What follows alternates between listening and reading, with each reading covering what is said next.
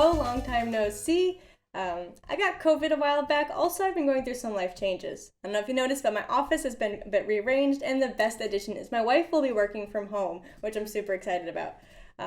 But there is one problem. I love my mechanical keyboard, but it sounds a bit like... And today, we're gonna fix that, because I love her, and I love her ears. And after, it's gonna sound like...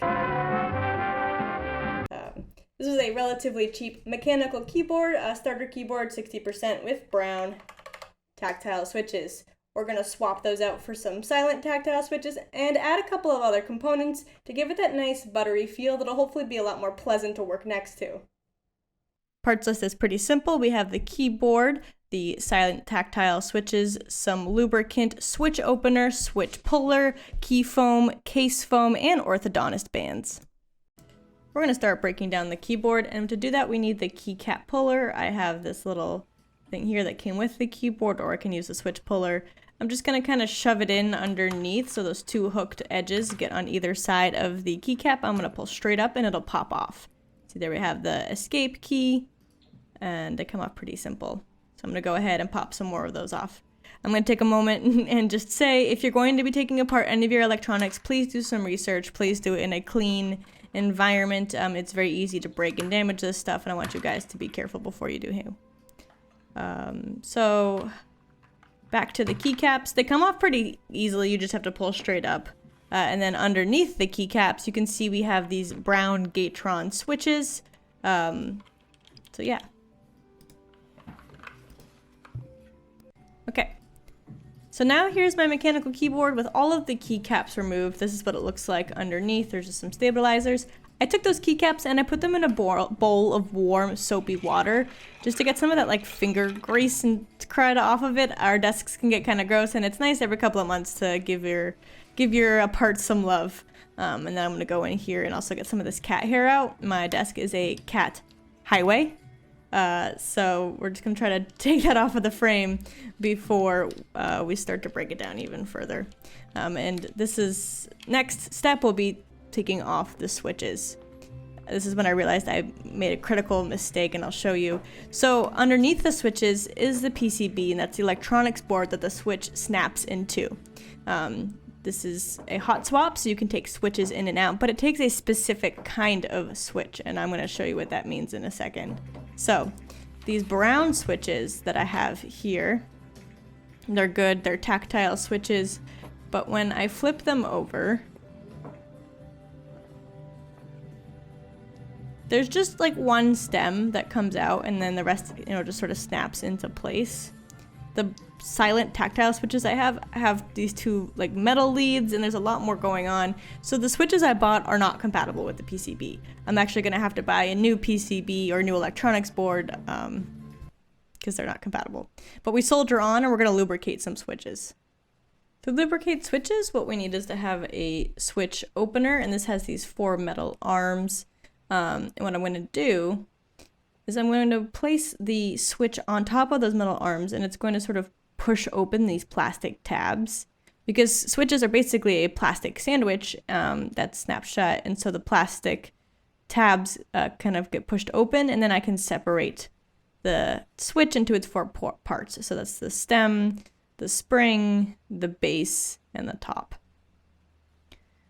So I'm going to go ahead and put those into piles and break open all the rest of these switches and put them together. So I have a bag of springs here. I'm going to show you how I lube them. I'm going to take this oil lubricant that I have, pop it open. I like to bag lube the switches because it makes it kind of easy. So I put all the springs together, put some of the oil in, not a ton. You want the springs to be like coated but not dripping. Then I'm going to zip the bag mostly shut and inflate it with air, so it kind of like becomes a balloon.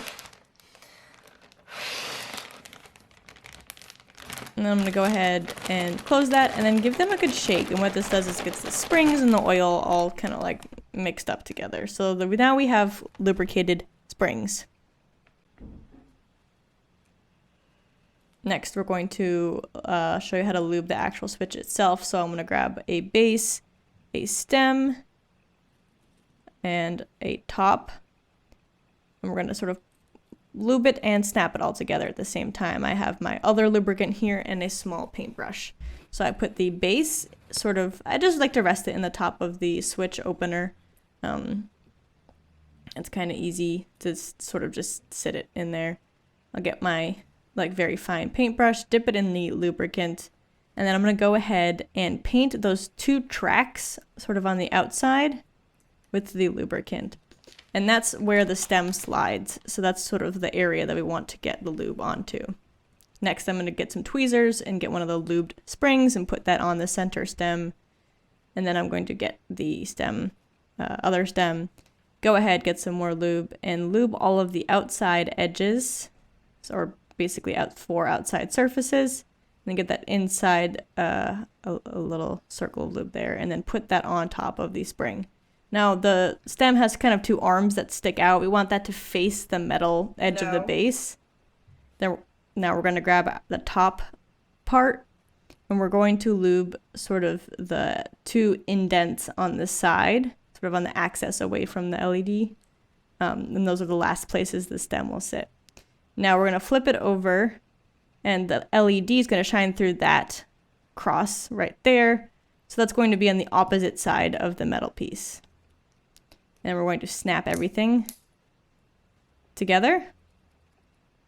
And there you go. Now it's a lubricated switch. Just want to highlight what makes these switches special. It's a small piece of rubber on the side of the stem that absorbs the shock from each click. All right, we're back. It's a new day, a new office arrangement. I'm out of work, and we have a new PCB. Okay, so it ends up that on Amazon, it was kind of cheaper and a little bit faster just to order like a whole new frame than just the PCB. What I want to show you is, I don't know if you can see inside there's like a bunch of extra holes. There's like 2 holes under the main one. That's going to accommodate those extra pins for the switch type that I got. So this new PCB is also Bluetooth, so it's really exciting too. So it's a Bluetooth PCB with LEDs, hot swap with those capability to take in those extra pins. So we're going to go ahead and pop off this frame here, and we're going to put the foam that I got underneath the frame and underneath that PCB. So in order to remove the plate, I need to take off some stabilizers. Now these sit underneath the bigger keys like spacebar, shift, caps lock. They have these sort of stabilizers, and you can sort of press down on the tabs. It's easier to do with a screwdriver, and then that whole plastic piece sort of pops out.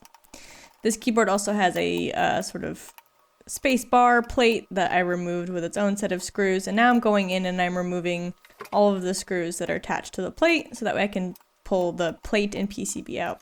This ended up being pretty tough, and my wife had to help me sort of pry it out of place. But here's what it looks like when it pops out, and then you can see the battery underneath for that Bluetooth capability. It's a little bit more wireless. So I'm going to go ahead here, and I have my case foam and I have my X-Acto knife, and I'm going to cut out the shape of basically the bottom of the case with the X-Acto knife and cut out some holes so that way we can still screw it in. So here it is, the finished product. I have space for all of those screws, and I cut out a battery spot too because the battery gets hot and I don't want to sort of suffocate that with the case foam. Next, I'm going to go in and remove that top plate. As you can see on the back of the PCB, there's some screws here, and I'm going to go in and I'm going to unscrew those so that way I can take off that plate, and then I can put the switch foam. My camera ended up dying, but the switch foam is these little pieces here that go underneath each individual switch. So here's sort of the naked PCB. I had about half of them done. I don't know if you can see, but each of those squares is where a switch is going to be inserted into. And the foam sticker basically goes right on top of that square, leaving holes for the pins to go into.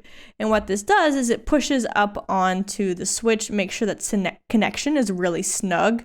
But it also reduces any reverberation inside, as well as the foam on the back is sort of reducing space for any echo or reverberation. So the foam underneath the case and the foam underneath the switch here are both sort of serving as a way to reduce the noise that goes on and give the switch sort of click a better feel. So I'm going to go ahead and pull some of these, they're basically stickers, off and attach them to the PCB.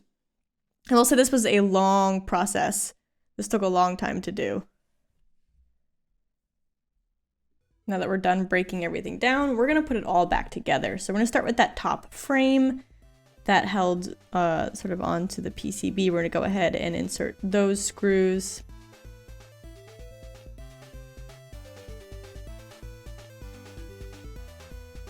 And then flip it over and reattach the plate and PCB to the actual case itself. So we're going to go and attach those screws as well. And then we're also going to put in the stabilizers and the spacebar plate.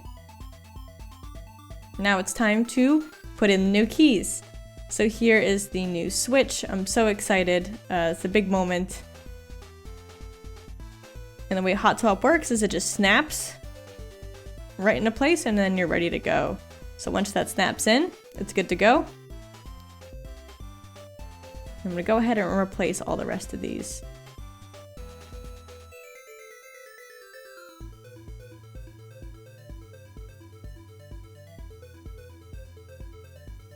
So these are all lubricated switches going into that new PCB. Everything is nice and snug. Everything is lubed. Everything should be sounding good with that foam.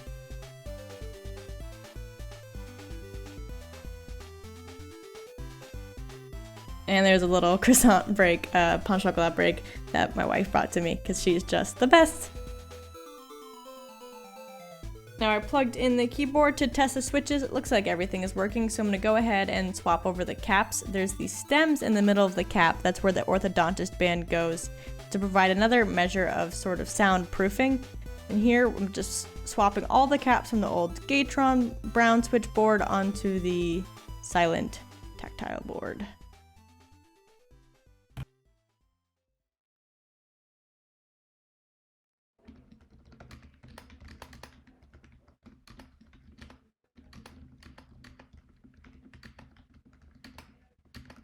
To fix the terrible spacebar noises, I added some foam underneath the key, and I clipped and band-aid modded the stabilizers as well.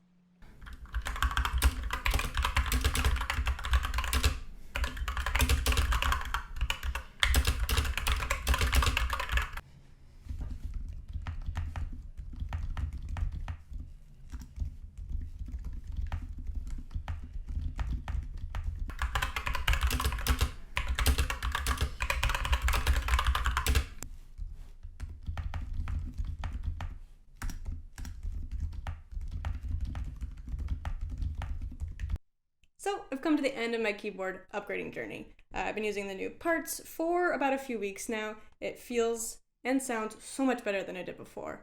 I use a keyboard every day in my job, and now when I'm being a straight hacker, I can do so in style.